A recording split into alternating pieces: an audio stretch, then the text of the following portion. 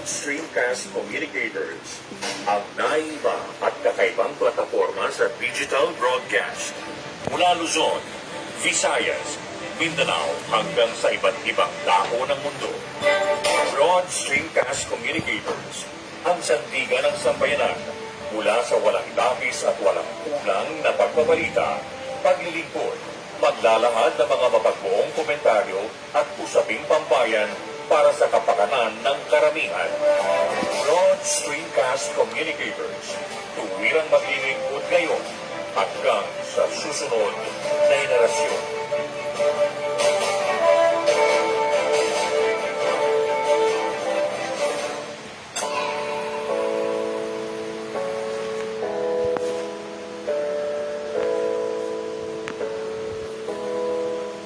Buhay Online, Chikahan at kaalamang pangkabuhayan. Ating tungayan, pakinggan at tuklasin ang mga pangyayari at kaganapan sa mundo ng online. Buhay Online, Chikahan at kaalamang pangkabuhayan. Alamin ang pinaka-latest trends mula sa trabaho at kung hanggang saan na ang narating ng teknolohiyang ito. At ngayon, narito na ang ating host, ang ating Techiemommy, si Jaye C. Bautista.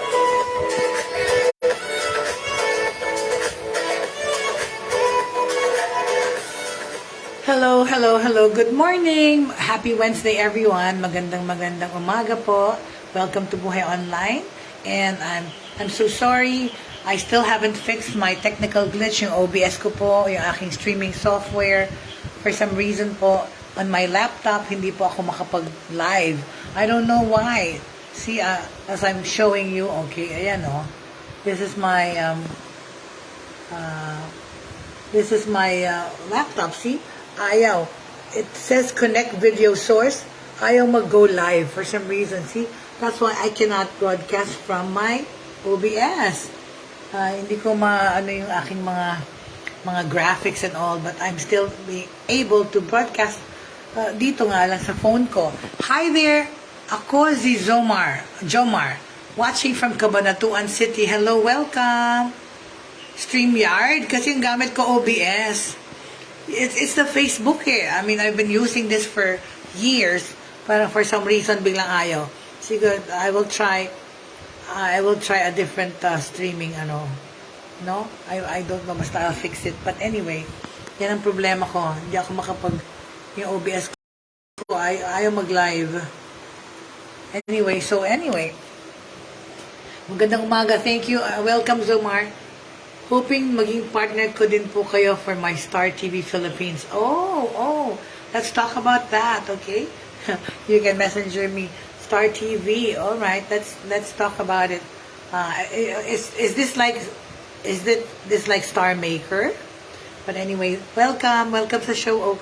Ako si Zomar. Anyway, so first things first, no, of course, as we talk about technical things happening in the world, of course, technology brings us news from all over the world. It keeps us up to date. Thank God for technology. We're able to be notified about things that go on sa country natin and all over the world. Okay? Diba pinag-uusapan po kasi yung issue na like now, because we are on alert level 3. And in so doing po, sinabi po na bawal po yung sumakay sa mga public transport yung walang vaccination, complete vaccination. Kawawa naman talaga. It's really so disconcerting because kawawa yung mga nagpapasok sa trabaho, those who have not been double dosed or have not received their full vaccination. Hindi sila makapunta sa trabaho. And it was very disheartening kasi yung babae na yun na hindi nakasakay, right? Hindi siya pinasakay sa public transport because she wasn't fully vaccinated. But, okay, the Quezon City government is appealing for more humane considerations because of the implementation of no vaccination, no ride policy, okay? The Quezon City government yesterday, January 18, urged authorities to be more careful and more humane in implementing the no vaccination, no ride policy. Bakit? Because this was after a woman was not allowed to ride a bus on Epifanio de los Santos Avenue or EDSA, even as she is partially vaccinated against COVID-19. She only got her 1 dose, okay? Hindi pa siya fully vaccinated, so hindi siya pinasakay. It was learned that a woman was stopped by officials from riding a bus on her way to work nung Monday, January 17. Although she was able to present a Quezon City vaccination card proving that she has already gotten her first dose. Okay? In a statement, the local government confirmed that the vaccination card shown by the woman was issued by the city. Gayunman, nais linawin ng lokal na pamahalaan na ang pumigil sa babae ay hindi tauhan ng LGU, kundi ito ay operation ng Highway Patrol Group based sa aming nakalakap na impormasyon. However, the local government would like to clarify that the personnel who stopped the woman was not from the LGU, as it was an operation of the Highway Patrol Group based on the information we've gathered. Kasabay nito, umaapela kami sa lahat ng aming kapwa, lingkod bayan na maging mas maingat at makatao sa pagpapatupad ng mga polisiya, patakaran at batas. At the same time, we appeal to all our fellow public servants to be more careful and humane in implementing policies, rules, and laws. The local government said is treating partially vaccinated people as well as those with medical conditions with utmost understanding. It added that the passengers who are willing to get jabbed will be brought to vaccination sites. Very good. Yun naman pala eh. So, yung mga hindi, tama naman tong way also para bakunahan yung mga hindi pa nabakunahan. Dahil ngayon dapat talaga bakunahan na kahit mga walang registration. Basta gusto, right? Hello there, Jake. Hi. Hello there, Angelica Paz. Welcome. Hello, Tita Agnes Lakap. Welcome. Thank you, thank you. I'd like to welcome our old friends to Buhay Online. Thank you. Hindi ko pa rin maayos yung OBS ko. That's why I'm broadcasting from my phone because I still haven't fixed the OBS to Facebook problem ng streaming. So, thank you. Ang dami-daming puso, Jake. Love you too. Thank you very much. Okay, so, as I was saying, sa ngayon, nagbibigay lamang ng babala o warning ang ating law enforcement cluster. Currently, our law enforcement cluster is only giving warnings. It also said that the ordinance regulating the mobility of the unvaccinated in the city will take effect on January 21. Okay? So, yun. So, they'll cut now naman some slack, no? Kung nabakunahan na ng isang beses, tapos meron no facilities magpabakuna, gawin na, right? So, in connection to that, okay, faced with a 50% positivity rate, Metro Manila sees no need for alert level 4. Salamat naman, no? Metro Manila's local chief executives have agreed that there is no need to shift to a stricter level 4 for the time being, as the healthcare system's utilization numbers remain manageable. This comes after the Philippines on Sunday set a new record for COVID-19 cases tallied in a day since the pandemic began for the second straight day with 28,707 fresh cases. According to the Octa Research Group, the 16,924 of these cases that came from the NCR set a new record for the region. Okay? Well, lahat ng mga mayors naman po nag-agree that they will maintain alert level 3 and we will continuously monitor specifically utilization rates. But for the meantime, sabi ng mga mayor, they see no need to raise the alert level to number 4. Itong sinabi ni MMDA Chairman Abalos, Benhar Abalos, he told reporters nung press briefing nung Monday. This was because Abalos said the vaccination rate in the National Capital Region is more than 100% na raw. Buti naman, while the bed utilization rate in hospitals remains stable despite the ongoing surge. And I heard that most of the most of the patients that are in the hospitals are Delta variant COVID-19 patients, hindi Omicron. Ayun na nga, di ba? More and more, we know that it's very highly contagious and it's spreading fast. Pero of course, yung symptoms are low or are not so strong, and most of the time, pag nagka-Omicron, sa bahay lang po nagpapagaling. Nagka-quarantine ng 2 linggo, at I had let me show you something. that my a sister of mine sent me, okay? Let me see. Regarding the infection rate or effect ng ng Omicron. Alright, let me just show you. I can flip naman my camera. Where is that? Okay, there. I'm gonna make it big. There you go. So I will flip over, see? So you can see. Ayan, Omicron infection timeline, see? So from day 1, yung exposure, okay? Tapos, day 2 is the start of the infectious stage, alright? On day 3 and 2, 3, 4, symptoms start to appear, okay? Symptoms start to appear on the 6th. The best time to treat the Omicron is on the 6th day, okay? Best time to test, okay? After ika-6 na araw, pwede nyo i-test ulit yung sarili nyo. By 8 to 9 days, mga more than a week lang, the systems resolve and the infectious stage ends. So yan, 9 days. Sabi nga nila una, 10, 11 days. Pero yan, I had friends who had Omicron, and on the 7th day, actually nag-test, nawala na. But then, sundin natin to, sinabi on the 6th day, mag-test na rin. Kasi nga, 5 days pa lang pala, my friend had it. On the 5th day, nag-test siya, wala na. See? And then, the symptoms start to resolve itself on the 9th day. And then, yun na nga, gagaling na kayo. Right? Yung mga na-hospital naman, of course, are those with comorbidities or existing or pulmonary ailments. Kasi yun po yung nag-aatake sa lungs, no? Pero itong Omicron, yun na nga, yung symptoms niya is like a regular flu, which is actually flu season now, and malamig pa. A lot of people have ubo and sipon, pero tsaka sore throat. Pero yun nga, yung sore throat, yun ang nangyayari. Tapos, of course, may lagnat ng konti, pero parang hindi mo ma-discern, hindi mo ma-separate kung flu to or Omicron COVID, right? But anyway, just to make sure, of course, we still have to keep practicing the safety protocols for all, okay? So there's no need to go on alert level 4 sa Metro Manila, okay? Because the MMDA highlights the mildness of Omicron, okay? As of this post, healthcare utilization in the National Capital Region is still classified as between low and moderate. Thank God.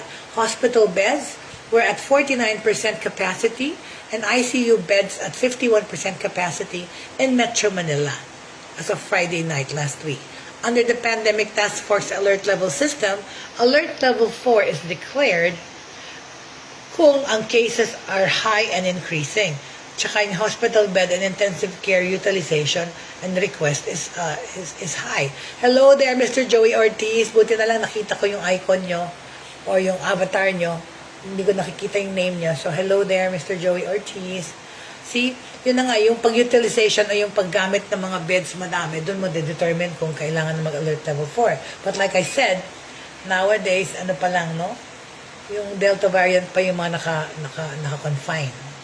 So, the stricter alert level limits indoor capacity for businesses and venues to 10 and 30% outdoors. E nagsisimula pa lang po tayong bumangon sa ating ekonomiya. That's why, nung nag-alert level 2 tayo po tapos biglang alert level 3 ulit, businesses are still open, pero yun na nga, 30% capacity na lang outdoors at 10% na lang yung dating 30% capacity indoors. But the Metro Manila Council of Mayors, citing DOA, the Department of Health figures, emphasized that 85% of severe and critical cases are unvaccinated. Diba? Yun yung mga hindi pa nabakunahan. So 85%, ang laki nun ratio. While 93% of COVID-related deaths are unvaccinated. See? Yung death rate high sa mga hindi pa nabakunahan. In Metro Manila, we're almost 100% vaccinated doon, so there will be more vaccinated people who are hit. But the effect isn't that big, just mostly asymptomatic. Yun na nga yun talaga. Look at the effect on those unvaccinated. That is the data that should be emphasized here. Sinabi to ni Benhar Abelos in mixed Filipino and English. We must always keep in mind how many of the cases are actually severe or even critical, right? Most of them are unvaccinated. So, yun na nga, yung mga na-o-hospital, yung mga nag-critical condition, 93% unvaccinated. Hindi pa nagpapabakuna, kaya.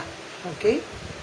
So, to our countrymen who are watching this today, let's remember that the character of this Omicron is that it's very transmissible, highly infectious. But totally, its effect compared to the other ones is very mild and lighter. Pero hindi porke mild yung effects, ano na kayo, magiging careless na kayo, hindi na kayo mag-mask, hindi kayo mag-alcohol. Please be vigilant pa rin. Okay? Dr. Tony Lechon, former special advisor to the National Task Force Against COVID-19, has pushed back against the narrative focusing on the supposed mildness of the variant, saying in a tweet earlier Wednesday that there are people who have weaker immune systems and protection. Totoo naman yun. Depende nga sa tao kung weak yung immunities mo, dadapuan ka pa rin itong virus na ito. Saka magkakaroon ng ill effects sa'yo, right? Even if it's mild, people who get it will still have to isolate. Exactly, you know? Kahit na ba mild yung symptoms na para ng flu, kailangan ka pa rin mag-isolate kasi ayaw mong makahawa. Yun yung point nun eh. Ayaw mong may ibang taong mahawa sa'yo, right? Okay. So, ano ba itong ring light ko nasa mata ko? Saan ba dapat ang ring light? Sa harap? Because it's going to my glasses. I'll just put it here, okay? So, yeah. So, even if it's mild, people still have to isolate. Please remember that. They won't be able to work. The effect may not be mortality or death, but the sheer volume can jeopardize and cause economic depression. Yung mismo na lang pagdami at parang ayaw huminto yung pandemic kasi nga nagkakalat. Yung nakaka-depress yung thinking na there's no end to this madness. There's no end to this disease. So dapat talaga tayo maging vigilant and maging obedient para mawala na yung pag-spread, right? At huminto. Okay? The sheer volume can jeopardize and cause economic depression, referring to the Omicron variant. While mild symptoms in the vaccinated is a good thing, but as this unpredictable virus continues to infect more and more people, vaccinated or not, it will keep mutating. Oh my God, okay? Well, mild symptoms in the vaccinated is a good thing, but as this unpredictable virus continues to infect more and more people, it will keep mutating. Oh my gosh, okay? So, yung mga mayor ng mga iba't ibang lugar are continuously monitoring. Abalos shared photographs of malls, roads, and other public areas around the metro to back his argument, saying people aren't going out as much anymore. Makita niyo, medyo maluwag-luwag na yung mga kalye compared to before. He added that the Metro Manila Council did not have an advisory yet right now on whether or not face shields would be making a return. Eh, sinabi na nga natin hindi mabuting face shield eh, di ba? Kasi inaharang niya yung virus, tapos pag binaba mo yung mask mo, doon malangkap lahat ng virus. Hello there, Miss Angelica Paz. Happy Wednesday to you too. God bless you too always. Okay, thank you very much for always being here. So, later nung Monday, Independent Pandemic Monitor Octa Research said that the positivity rate in the NCR has already exceeded 50%, meaning more than 1 in every 2 tests come out positive. Okay. The group also predicted anywhere between 14,000 to 17,000 new coronavirus cases in the capital region for Monday afternoon's case tally. Okay. As it stands, the country's positivity rate or percentage of coronavirus infections based on the total tests conducted of 44% out of 77,479 tests. This is well ahead of the benchmark of 5% set by the World Health Organization for opening economies. So we have exceeded that benchmark, okay? Alert level 3, of course, that's what we're in right now, allows some businesses to operate but at reduced capacity, okay? Cinemas, movie houses, and other businesses are allowed to operate 30% indoor venue capacity and 50% outdoor venue capacity. Okay, excuse me. Okay, so please feel free to fill in your questions. Ms. Angelica, would you care to tell us about the Omicron, if you're willing. But anyway, thank you so much for joining me, okay? So on another note,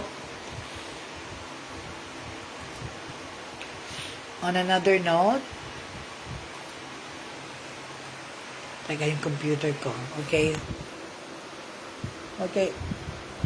Alright, we'll talk about business today and working, but let's talk about issues of the country first, okay? As far as technology is concerned, of course, face-to-face learning as opposed to online learning. President Duterte okays the expansion of limited face-to-face classes in low-risk areas. Ayan na nga, in the field of academic naman and education.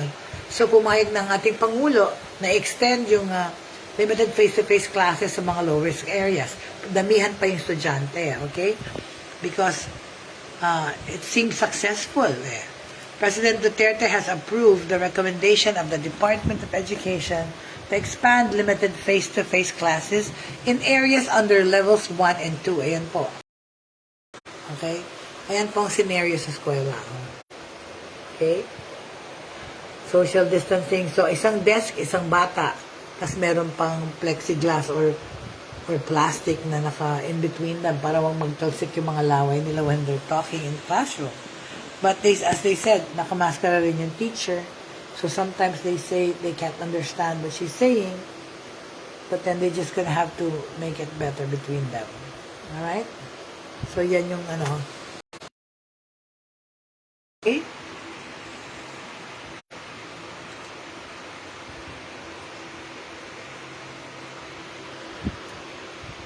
Okay, balik to me. So, they're talking about, hold on a second. Doon naman tayo sa field ng negosyo or trabaho. Okay? Somebody have, okay?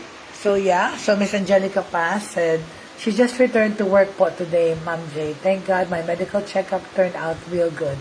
Negative antigen test and fit to go back to work. Double ingat. Very good. So, how long did it take you self-quarantine, Miss Angelica? Kasi my sister and her family, they're all infected and they quarantined themselves for 2 weeks. So, para doon na ngayon yung antigen test nila ulit to see kung meron pa silang Omicron. But yeah, recovery time is not too long. It's less than 2 weeks. Right? So, let's talk about, okay, business. Okay, business naman. Tapos na tong COVID, tapos na tong, alright. May nagtatanong dito, can you please give us tips on how to work online or what we can expect? But in connection to that, gusto ko lang sabihin, e-commerce, okay? Ang e-commerce, which is like doing business online, like the resellers or the Lazadas and Shopees, okay? Or any stores, the department stores like SM is now also online. That is part of e-commerce. Kasi nga, e-commerce is seen as a new tool for survival. Bakit? Participating entrepreneurs in the 51st National Marketing Conference see e-commerce as a tool for survival or it's getting mainstream under the new normal. Totoo naman yan, di ba? Lahat nagbebenta online. Yan lang talagang way para ka mag-survive. Of course, restaurants are open, pero ang bukas sara kasi because of the alert levels. Pero yun na nga, habang yan nagbubukas sara, kung ang negosyo mo online, araw-araw bukas ka, right? Yung mga iba nga, 24 hours pa eh. Or yun na nga, maghahanap ka ng rider na maghahatid sa'yo ng 3 o'clock in the morning or 4 o'clock in the morning, nagutom ka. But anyway, presented by the Philippine Marketing Association or PMA, the annual event that started on Tuesday, the country's top marketing experts, wedding practitioners, entrepreneurs, and startups, dubbed as Reimagineering the Future of Marketing. This year's conference brought marketing communications down the path where creativity and imagination, innovation and technology, and data science and structure ay nagsama-sama po yan para sa pagplano kung paano umatake ng negosyo online. Okay? We have indeed entered the future of marketing. Itong sabi ni Lucien D. Tioco, PMA President, Philippine Marketing Association's President. We chose the theme because we're on a continuing journey on how the new dynamics of marketing in the future the future proofing of business will take shape. Yun na nga kasi hindi sigurado tayo, hindi natin alam kung anong mangyayari, kung anong trends pa in the next coming days. So, ang ganda ng title ng conference na to, Reimagineering the Future of Marketing. Very, very aptly put, right? Okay. Stephen Tan of SM Supermarket admitted that lockdowns and other restrictions took away the everyday routine of the people, which is, of course, including the shopping behavior. Shopping behavior changed rapidly as all became homebound. Tell me about it, right? How to reach out to them through online channels as possible became our commercial roles, sanabi ni Tan, okay? SM fast-tracked its digital initiatives such as SM Malls Online, Shop SM, and Viber communities for pickup services. It also partnered with third-party delivery groups such as Grab, Lalamove, and other local and provincial rider services to move its products, okay?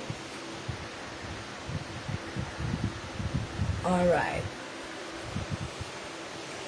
So, ang SM nagsali na sa bandwagon na yan, no? Pati, I think, Watson's and Walter Mart, itong grocery dito sa amin, they all joined the reselling and also e-commerce market by putting their goods online and papadeliver ka na, pwede rin. Pati sa SM, pwede ka mag-shopping online. Okay? So, SM fast-tracked its digital initiatives such as SM Malls, Shop SM, and Viber communities for pickup services. It also partnered with third-party delivery groups such as Grab, Lalamove, and other local and provincial services to move its products. Consul Nina Mangyo, owner of Unlimited Korean Barbecue, Sangyup Masarap, and e-commerce, already entered the mainstream in facilitating business in the Philippines, okay? People have become comfortable and have experienced the benefits of their extended stay in their homes. And a significant number of Filipinos will continue to buy goods and services online. Mangyo cited a recent survey that reflects 48% ng mga Filipinos who plan to do more online shopping after the pandemic is over. So, yung iba, 48% sabi, doon na lang sila magsha-shopping pag natapos na yung pandemya. She stressed that e-commerce has changed the buying habits or behavior of consumers. E-commerce is now in the mainstream, and the Filipinos' penchant for social media will only facilitate the transition faster. Okay? Kung kailan nung pre-pandemic era, diba, fashion, apparel, sporting goods, and footwear were the best sellers. But that's not true today. Okay? It's medical equipment, it's gadgets pa rin, but not so much the apparel. Because a new normal has emerged as brisk sellers, diba? Ang mga Filipino, ngayon, they have a tendency to delay many non-essential purchases, okay? Because Filipinos now have been inclined to delay many non-essential purchases. We're going to continue with cashless and digital. Ito ang sabi nila. Alvin Ong, founder and chief of executive officer of the Friendly Group of Companies, sinabi niya sa conference na we're going to continue doing cashless and digital marketing. It's okay. Okay, that's being safe, okay? We're going to continue with cashless and digital. Itong sabi ng founder and chief executive officer of the Friendly Group of Companies, si Alvin Ong, during the conference. This is what he said. Okay? Friendly operates several Macau Imperial Tea franchises, restaurants, and cafe branches nationwide with more than 1,000 employees. What's so good about the pandemic? Okay? Ayusin ko na ito, nangangawit na ako hawakan. What is so good about the pandemic? Okay?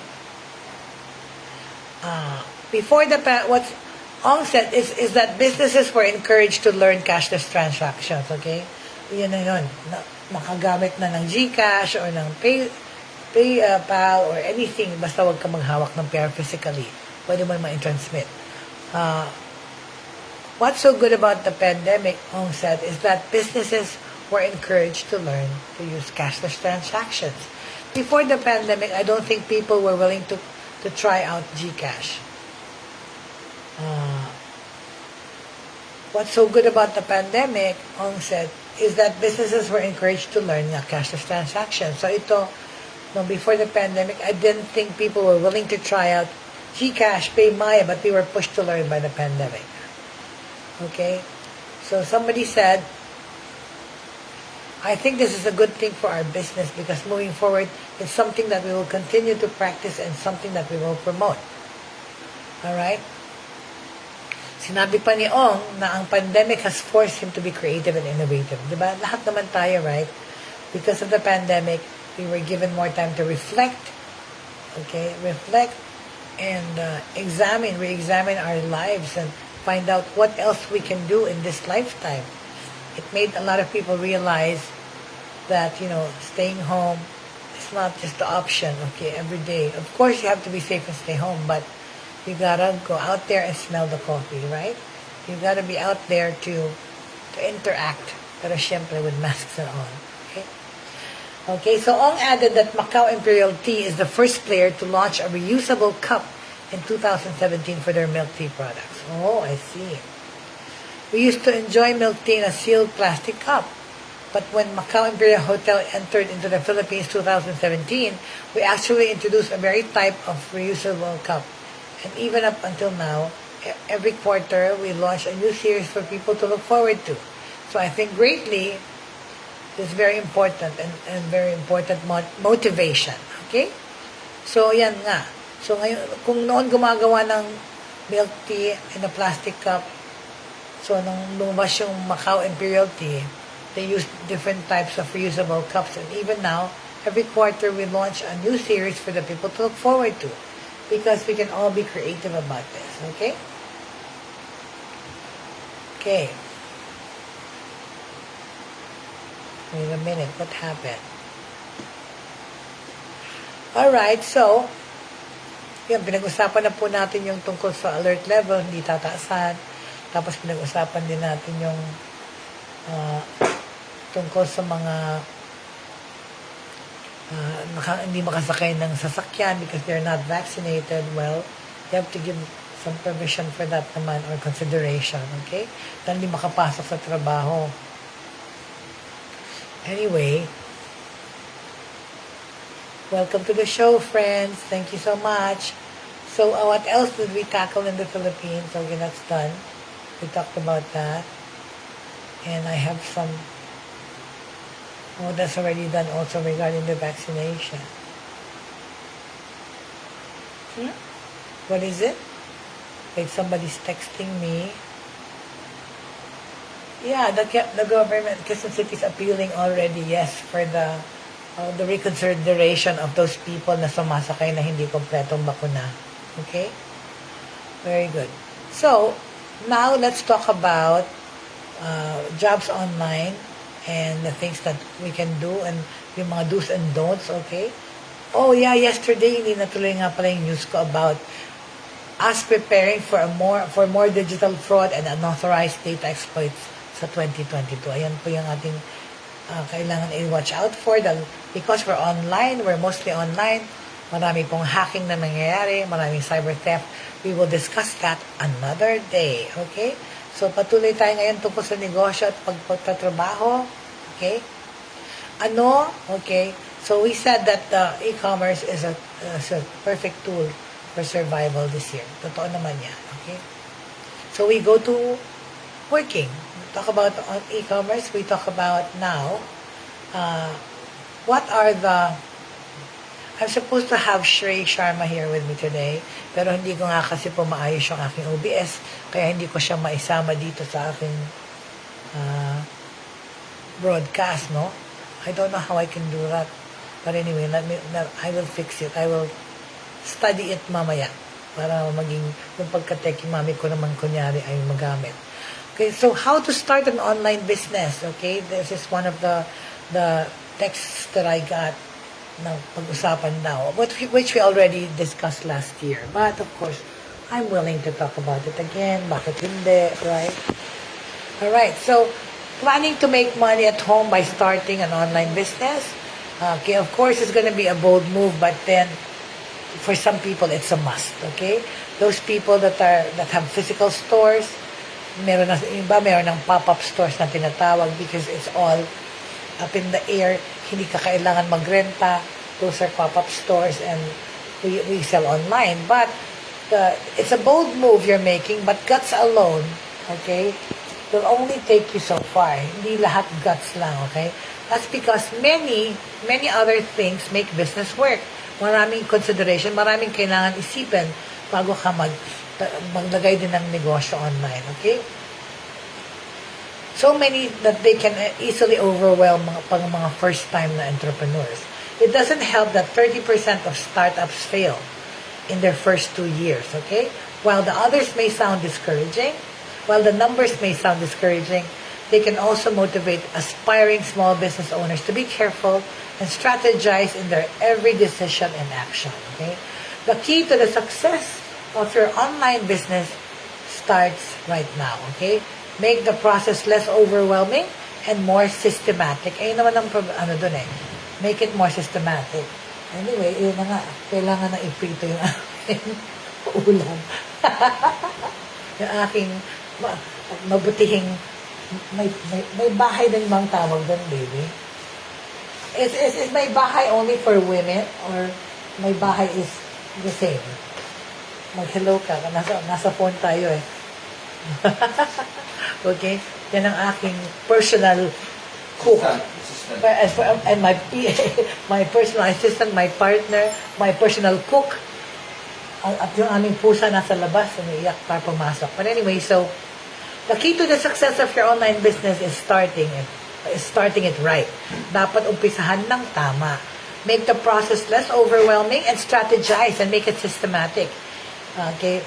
So, let me give you a guide to starting an online business dito sa Philippines. Okay? Okay? Why you should start an online business today? Okay? Bakit?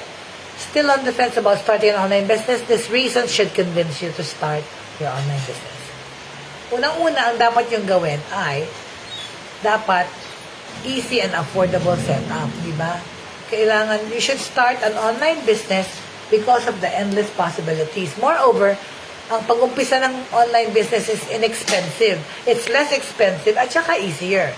You can get your online store running with just a few clicks and a small capital, okay? Tsaka, pag nag-online business ka, okay, flexible ang hours mo and pati location mo umaandar, moving, okay? As online business also offers flexible work hours, work on weekdays or weekends, morning or night, as long as you have all the tools you need, okay? And an efficient way of running your business, okay ka, right? When you have your own online business, you're not tied down to one location. Isipin mo, as long as you have internet access, the world is your oyster, right? Hindi ka talaga, as long as you have internet access, you can run your online business from anywhere in the world. Basta may internet, basta may data. Tapos, pagka-online ng business mo, you have the ability to maximize your profits. Your income is not dictated by the number of hours you work, but how well your systems work. Ulitin ko, yung inyong kita ay hindi ito dictated kung ilang oras kayo nagtatrabaho. It is kung paano ka-successful yung sistema nyo, okay? O yung business operation nyo.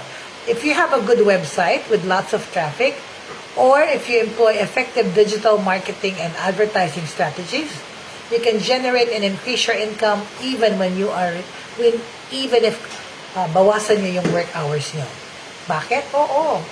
An online business kasi is open 24/7. Isipin mo.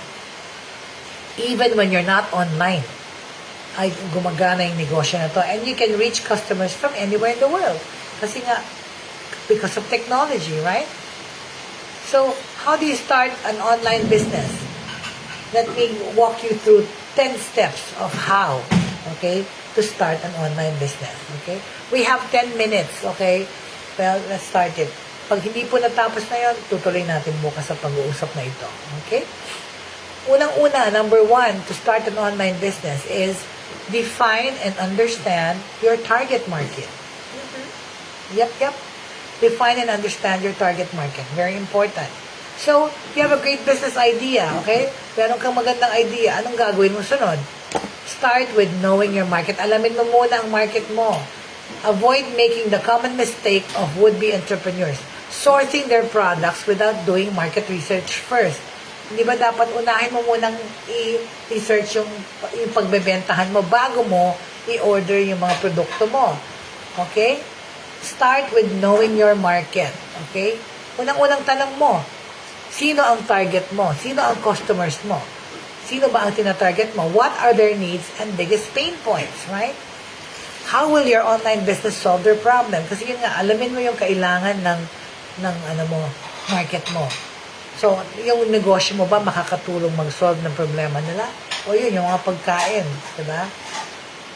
Because you can satisfy, hunger is an everyday thing, right? Lahat ng tao kailangan kumain. Okay? Know also how other online businesses in the same field are trying to attract customers. Tignan nyo yung competition, check it out, right? You got to, Check the websites of your potential competitors and see what they're doing, or their Facebook pages, their Instagram. I-stalk nyo so that you can do and learn from what they're already doing. See what they're doing to address the customer's needs, diba? Yun ang importante. When done right, market research enables you to craft a product for the right market that's better than the competition. See? Kasi pag inalam mo na yung kalaban mo, inalam mo na yung industry, inalam mo na yung market, mas mapapagbuti mo, no? Kasi nakapag-research ka na. Alright? Number 2, identify your product. Yes, identify your product. Once you have a deep understanding of the market you want to serve, it's time to find the product. Yun na nga, hanapin nyo muna yung market. Bago ka mag-umpisa ng negosyo, alamin mo muna kung sino yung targeted mo at kung ano yung trend, okay? A potentially profitable one, when you find it, pag naintindihan mo na yung market and what you want, where you want to go and who you want to serve, then it's time to find a product, a potentially profitable one, to sell ideally. There's a good demand for your product without too many competitors. This step entails a lot of keyword research, okay? Know your market, to know how your target market perceives your business idea. A good online tool for small business owners is the Google Keyword Planner. O yan yan ang gagamitin nyo, Google Keyword Planner. ads.google.com. Just enter a keyword, your business idea, and check those with the highest monthly searches and low to medium competitors. Yun, ang galing, di ba? Ita-type nyo lang dun yung keyword ng negosyo nyo at malalaman nyo na kaagad yung mga ginawa ng kalaban nyo, right? For example, you want to make money online with a catering business at your home in Pasig using the keyword planner, okay? You'll discover that a good number of people in your location are looking for catering services. Yan na, pakita ko sa inyo. Yan, yung Google, okay? See, okay? Consider you'll see a good number of people in your location looking for catering services specifically for corporate functions, wedding, and parties. Pag nilagay niyo yung Google Planner, yan lalabas yung mga statistics. Consider also your interest, experience, and knowledge of your business idea. It would be difficult to sustain a business you're hardly knowledgeable and interested in. Pag wala kayong alam masyado, huwag niyong pasukan, okay? Diba? Okay, very good. Number 3. Determine your business idea's profitability, okay? Okay, check niyo yung profitability. Ito nga pala yun sa keyword, Yan. Identify your product, okay? So, put the keywords. Makikita nyo yan, mga stats. Monthly searches, 101K, medium. See yung website niya, see? That's it. Kung catering, alright? So, okay? Determine your business idea's profitability. While your online business, iisipin mo, is my idea gonna work? Papatok ba ito? If you're asking how to start a new online business, you have to put it to the test by conducting a feasibility study. That's right. The activity looks at various factors to evaluate, right? To evaluate if your business idea is profitable, and how much the risk of failure is. Such factors include the following. Okay? Anong kailangan nyo i-consider na factors? Okay? To evaluate your business. Number 1, your financial situation. Okay? And qualities as an entrepreneur. Yan ang alamin nyo. Ano ang kapasidad nyo na mag-fund nitong bagong project na ito. Okay? Tsaka yung qualities nyo as an entrepreneur. Ano ba kayo? Entrepreneurial? Are you a go-getter? Or are you a risk-taker? Importante rin yan. Sa lahat naman ng pag-negosyo ay risk. Ano ba ito yung aking ring light? So anyway, whether your target market is able to and willing to pay for your product. Isipin nyo kung yung target market nyo, ma-afford niya yung produkto nyo. Tapos, ano pa, your competitors, ang mga inyong mga competitors, their scope in the market, kung ano extent ng kanilang expanse dito sa field na ito already, and your competitive advantage. Okay, ano ang difference nyo sa kanila? What sets you apart from the rest? Okay, that's what you have to highlight. Okay, ano pa? Yung mga startup costs na nyo. Alamin nyo dapat kung magkano kailangan nyo para mag-umpisa ng negosyo. Source of funding. This is very important, of course, including any required business loan. Whether you have investors, whether you're funding it yourself, you have to know your source of funding, of course. How profitable and sustainable your online business will be, all right? So that's what you have to consider and think about, okay? Determine your business idea's profitability. Number 4, you have to make a business plan. Siyempre naman, feasibility study, business plan, what have you. If your feasibility study findings show that your online business has a great potential to earn profit, then you can start creating a business plan, okay? Don't skip this step. No matter how small your business is, importante magkaroon ng business plan, okay? A business plan is a written assessment of your business viability in an outline format. Lenders such as banks and government agencies require this document when you apply for a business loan. So, gumawa ng business plan, okay? Ako, naririnig ko yung, pinubukas niya yung pinto. Please, yung pusa namin, kumakatok. See? You can hear? Can you please? Yan, oh. There. Papapasukin na. There you go. Tada! Come in siya. Oh my God! What's that on your head? Diba? Madumi. Ang dumi mo na agad ulit. Ay, sos. Okay, number 4, okay? A business plan is a written assessment of your business's viability in an outline format, okay? Lenders such as banks and agencies, hinihingi nila ito pag mag-apply kayo ng loan. Okay, ano pa? Number 5, i-register nyo ang inyong online business. Okay? How do you legally start an online business? It's necessary to register an online home-based business. It is. Of course, kailangan din. Sa Pilipinas, the same business registration rules apply to online businesses as traditional businesses. So, pareho rin ang process, whether it's online or yung online or dun sa in-person negosyo, kailangan nakaregister ka. Before you start an online business, you have to make sure it is legal to operate and has the required permits and licenses. The only way is to register with these government offices or agencies. Okay? Ang kailangan nyo gawin ay pumunta kayo sa DTI, Department of Trade and Industry or DTI. Ang mga sole proprietors or isa lang ang may-ari ng negosyo need to register their business name at any DTI office. So, kailangan yung iparehistro pangalan nyo.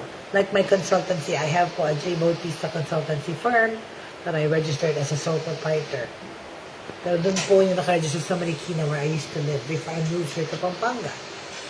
Tapos, ano pang importante yung mga government agencies na kailangan yung mapuntahan or ayun, una-una na yung DTI, okay, para i-register yung business name para sa pangalan ng negosyo nyo. Number 2 is Security and Exchange Commission or SEC. Partnerships and corporations should register at the SEC building in EDSA Green Hills.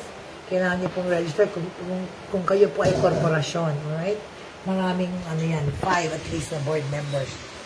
And, okay, local government, You also need to get a mayor's permit or municipal license from the city hall or municipal hall in your location, okay? Tapos, ang BIR, Bureau of Internal Revenue. Even if all your business transactions were done online, you are still required to register with the BIR, okay? Kasi income pa rin yun, okay? Once you do, you'll be issued a business tax identification number o yung TIN and the authority to print official receipts and invoices, okay? Para makagawa kayo ng resibo, saka mga invoice at mga resibo nyo sa pagnenegosyo nyo. Para legit kayo sa pag-file ng taxes, okay? Pag-ibig, PhilHealth, and SSS. If you're hiring workers for your online business, you also need to register as an employer with these government agencies. So, yan po. Para kung marami kayong tauhan, kailangan kayong mag-register as an employer sa Pag-ibig, PhilHealth, and SSS. Okay? Alright. So, number 6 item on the board regarding setting up an online business. Number 6. Ito na yun. Importante. Set up your finances. Okay, dapat ready kayo pag nag-umpisa ng negosyo na backed up by funding, okay? This crucial step on how to start an online business involves not just sourcing funds from lenders and investors, it also requires preparing the money-related aspects of running your enterprise. Okay? Here are the financial must-haves of your business. Ito mga kailangan sa finances, okay? Unang-una, syempre, pag magbubukas ka ng negosyo, kailangan mo ng corporate bank account. Alright? Hindi personal account, kundi corporate bank account for managing your business expenses and employee payroll, as well as accepting payments from customers. Dapat yan, meron kang corporate bank account. Kung meron kang more than 1, 2, or 3 bank account, yung isa gawin mong corporate, di ba? Online payment methods. Ayan. Hindi pala. Business credit card muna. Okay? It is also a great financial aid or management tool to have a business credit card, especially for online business owners. Okay? Tapos, online payment methods. Ayun na nga. You have to be able to offer different modes of payment na paano ka babayaran. Although, most startups settle for cash on delivery, okay? Kasi nga, hindi mo pa kilala yung customer mo, dapat yung COD.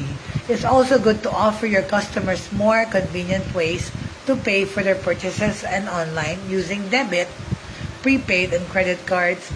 Consider opening an account with payment gateways like PayPal, DragonPay, etc., and mobile wallets, GCash, PayMaya, etc. Okay? But what kunyari kulang yung funding mo? What if you're cash-strapped or have no funds? Paano yan? Okay? Paano ka makapag-umpisa ng business online pag wala kang pera?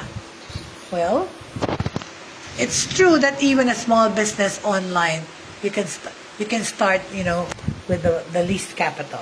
Okay? Pero yun na nga, even small businesses online require a capital.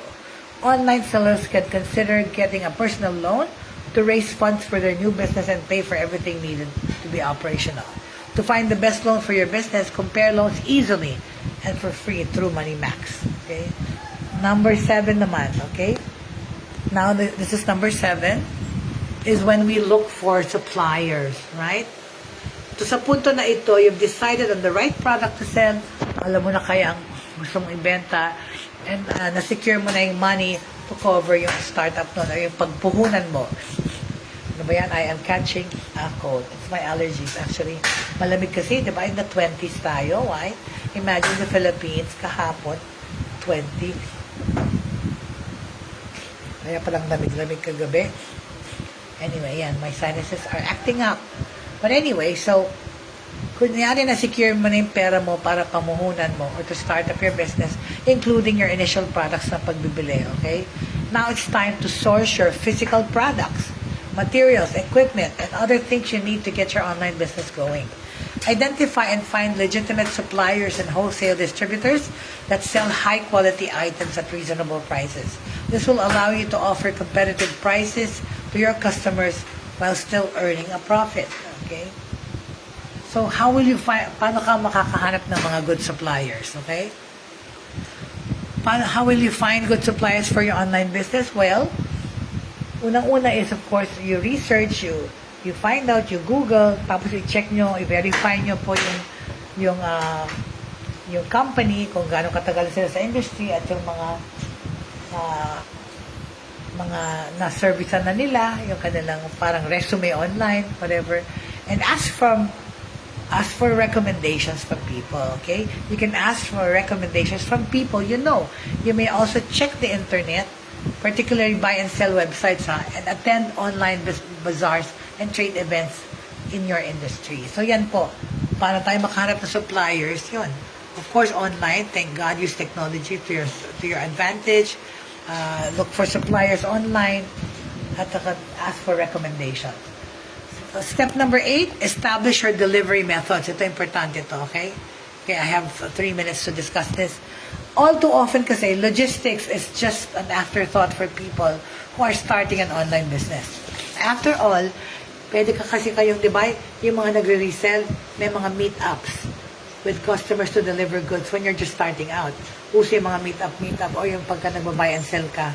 Pero delikado rin po yun, ha? Be careful kasi minsan, di ba, we meet shady people online. Just verify them first. Humingi kayo ng ID at ano nyo, bago kayo makipagkita at makipag-do business sa mga reseller online. Tingnan nyo yung ID, verify nyo yung katauhan nun. But you can get a competitive edge against other online businesses in your niche. Customers will love buying again from your business if you can deliver their orders fast. So, ang importante talaga is that you can deliver the goods, okay? Tapos, kasi ang di ba, ang ginagawa ng iba, Move or Grab, yung bibili na lang ang magbabayad ng delivery fee. Tama naman yun, okay? Tapos, but your delivery options include couriers or shipping companies like LBC, JNT Express, Air21, 2GO Express, etc. And delivery apps like Move, Grab Express, Mover, Transportify, etc. That offer on-demand same-day delivery services for small businesses in the Philippines. So, ang kunin nyo yung same-day delivery. Okay? Build your business website. Ayan ang importante. Number 9, build your business website. Malapit na tayo sa end nitong discussion ko. Now is the time to build your online store. Okay? Kung mga maraming online businesses start and even thrive on having a Facebook page or Instagram page, investing in your own website will be eventual, okay? Pwede naman kayo mag-umpisa ng Facebook page or Instagram page para sa negosyo nyo. Pero of course, eventually, if you have your own website, pupuntahan kayo doon ng tao, right? It makes your business look more legit in the eyes of your target customers. You can either hire a professional web designer to build a website, or you can do it yourself. Ang dami-dami ngayon pwede mong gamitin like Wix, di ba? Ganyan. GoDaddy. Okay? All those things. So, ang number 1, okay, e-commerce sites. Pero, yun, maggawa kayo ng website, right? E-commerce site. Ang e-commerce site is a deal for online businesses that sell physical goods such as clothes, shoes, and other items. But anyway, ayan, hindi ko natapos kasi oras na para mag-say goodbye for now. But anyway, I will finish this issue on online business and how to set it up tomorrow. Itutuloy po natin. Maraming salamat to all those who joined me today. Angelica, Jake, of course, you have my heart. You guys, thank you so much. And welcoming ako, si Zomar, to the show. Thank you very much. And I will see you po tomorrow. Meron pa rin tayong Buhay Online bukas, of course, Thursday. Thank you very much and please enjoy your lunch. And of course, at the end of the day, 3 things should remain in our lives. And that's faith, pananampalataya, hope, pag-asa, and love for everyone. Thank you very much for joining me today. This has been J. Bautista, online with Buhay Online for you. Thank you very much and see you tomorrow po. Tutuloy po natin yung tungkol sa pag-setup ng online business bukas. Maraming salamat!